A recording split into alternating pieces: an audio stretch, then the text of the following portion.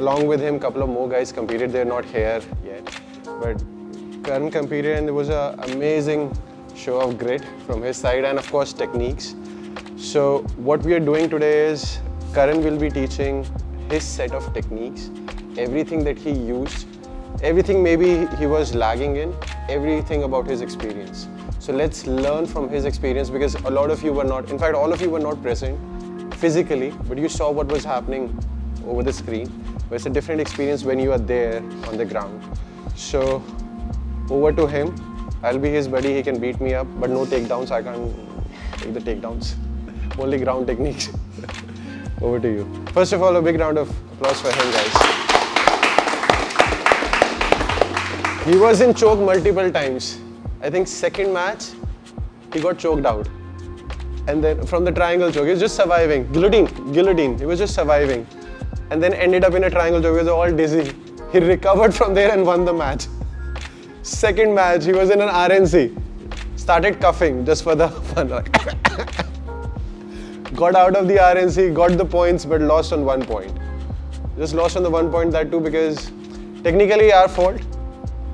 Because we started pretty late. We started fighting back pretty late. We had only like 10 seconds. That's when we started kicking in. So, but a good lesson learned. This is how we learn our lessons. And these lessons are for life because something is on the line. So, I think most of my fights started with, standing. And except for the last fight, the other three, it was just me being on top. I would either take them down or wrestle them or sweep them or something and go straight onto the top. So I think that was one main thing was just I didn't concede bottom position at all. So if you guys saw the fights, the minute I took them down, I was just on top of them. It was constant pressure on top. Even if I was in their guard or anything, I never went purposely, I never went to the bottom. So one, I think, main thing I learned was top pressure, top pressure, top pressure. Most of my fights were, I think, won through side control. So I will want to work top pressure on side control. I'll just show you guys a couple of the things I was doing, things I was just like keeping sure of. And maybe that works as like a small like checklist for you when you're in side control. So the first thing was when I was here in side control, a lot of the times these guys would give me a lot of space in here. Like they would start like bring their knee in thinking I would be kind of going for the mount. So the first basic position of side control, sorry, I'll just work, is when we're here in side control, we have the underhook on this side and we have the cross face on this side. This is our basic side control position. I'm heavy chest on chest, I'm here. Okay, that's our basic side control position. So from here, the first thing that I was doing was, in fact, two things. One was I was very heavy on the cross face. I was not letting them turn because for them to work any escape, if they can turn into me, they can recover their guard, they can get their knee, and that's how most of our escape starts. That's how you guys know. So the first thing I was doing was just making sure that I had shoulder pressure right here. And because I was being annoying, so I was, in fact, shoulder pressure and I was kind of like suffocating them with my, shoulder only.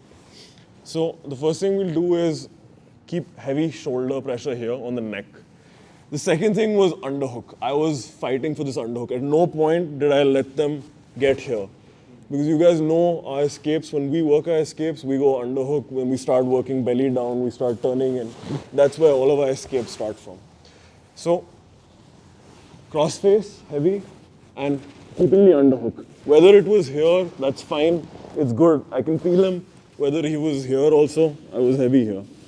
So, two things I think we can just start working with is play around with the underhook and the cross face.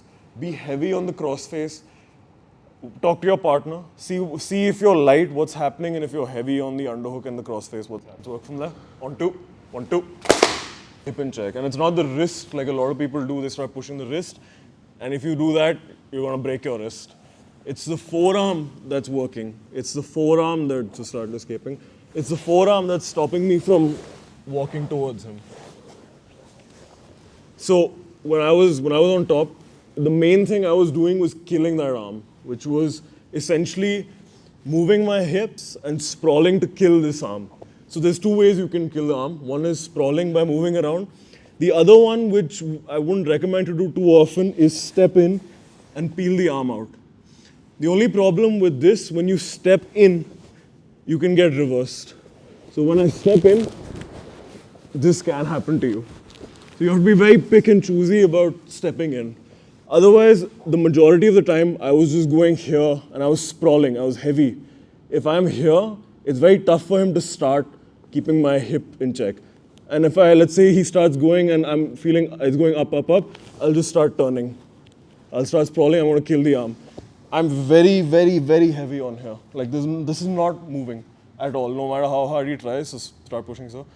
This is really not moving. And right now my toes are dead. If I start going active toes, nothing is happening. So our next drill is we're going to kill the near side arm. That's what we're going to start with. We're going to be working as a top person only.